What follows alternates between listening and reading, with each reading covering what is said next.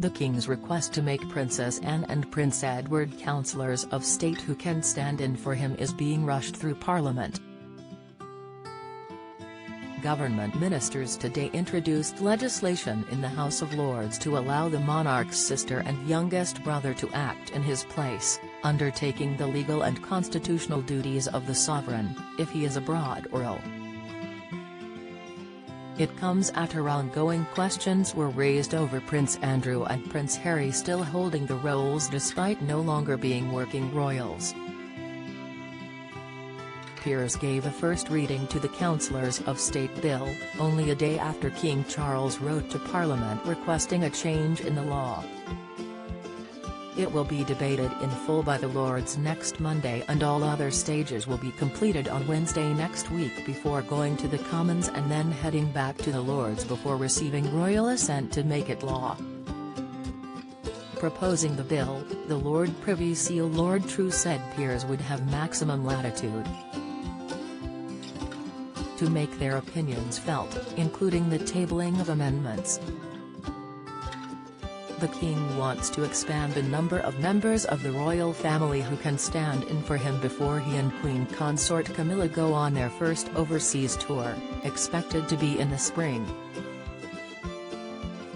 His decision is seen as a way of sidelining 3 non-working members of the family who are currently councillors of state, his estranged and exiled son the Duke of Sussex, his disgraced brother the Duke of York, and, to a lesser extent, his niece Princess Beatrice, who works for a US-based technology company and does this not undertake official duties on behalf of the monarch.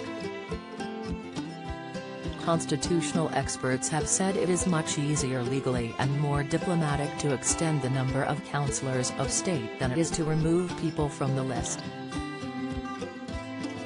Under the 1937 and 1953 Regency Acts, 2 members of the family from a pool of 5 are required at any one time to stand in if the monarch is abroad or too ill to work.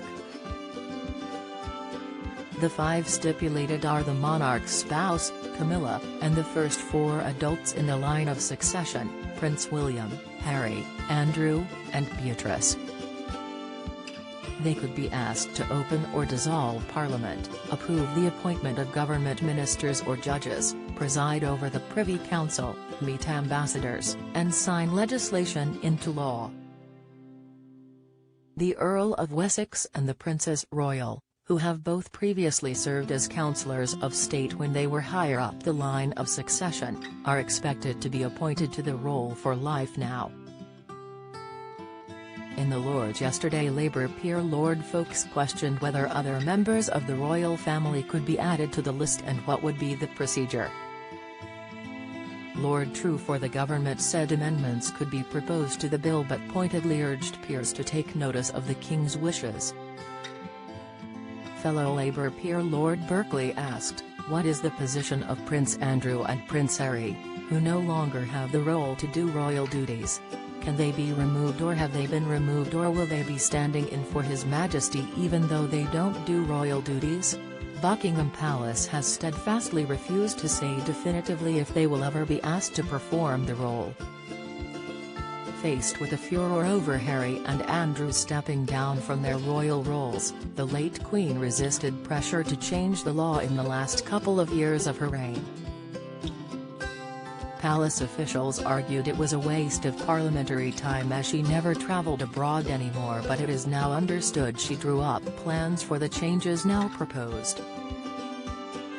In fact, she had to appoint the then Prince Charles and William to stand in for her at the state opening of Parliament earlier this year, and if one of them had been abroad, she might have had to have asked Andrew to do it.